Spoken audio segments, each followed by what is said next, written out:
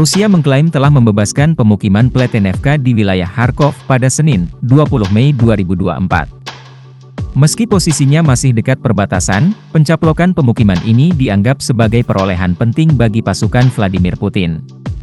Pasalnya, dari daerah inilah pasukan Ukraina diklaim sering menyerang wilayah Belgorod, Rusia. Mereka menyerang wilayah Rusia menggunakan drone, rudal dan roket.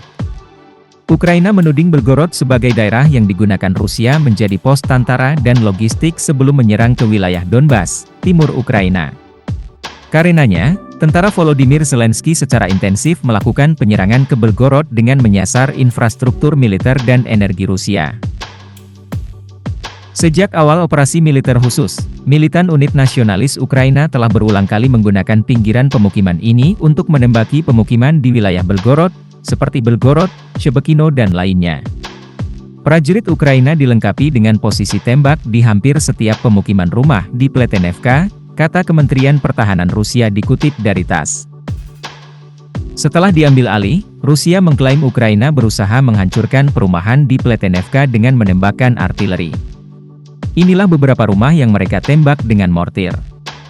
Mereka menerbangkan drone Baba Yaga sepanjang waktu dan membakar barang-barang, kata seorang prajurit Rusia dengan tanda panggilan Sokol, yang ikut serta dalam pembebasan Pletenevka. Petugas kami bekerja dengan baik. Tidak ada yang akan kembali. Semua orang berjuang dengan bermartabat, kata prajurit itu. Ia menjelaskan, setiap hari prajurit kelompok pertempuran utara terus maju jauh ke wilayah yang diduduki Ukraina. Pasukan juga membantu penduduk setempat yang tinggal di rumah mereka untuk mengungsi ke wilayah Belgorod. Ada kamar untuk mereka di pusat akomodasi sementara.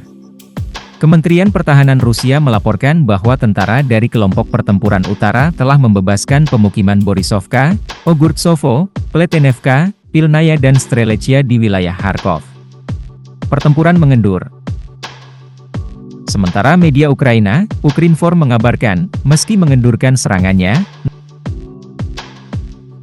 pada Senin kemarin, tidak ada bentrokan yang tercatat di Liman, Torets, Huliepole, dan Orihiv pada pukul 13.30 waktu setempat. Saat ini, musuh paling aktif berada di Poros Pokrov.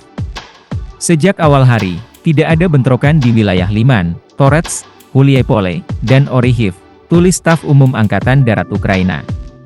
Tercatat 22 serangan ke arah Pokrov. 12 diantaranya sedang berlangsung. Agresor paling aktif berada di dekat Sokil, Novopokrovsk, dan Netailovo.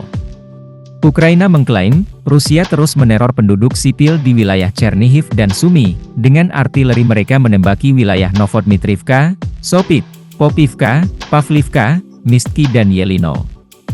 Musuh mendapat penolakan keras dari pasukan Ukraina. Laporan mengenai kerugian musuh sedang diverifikasi. Teroris melancarkan serangan udara yang menargetkan wilayah Lipsy.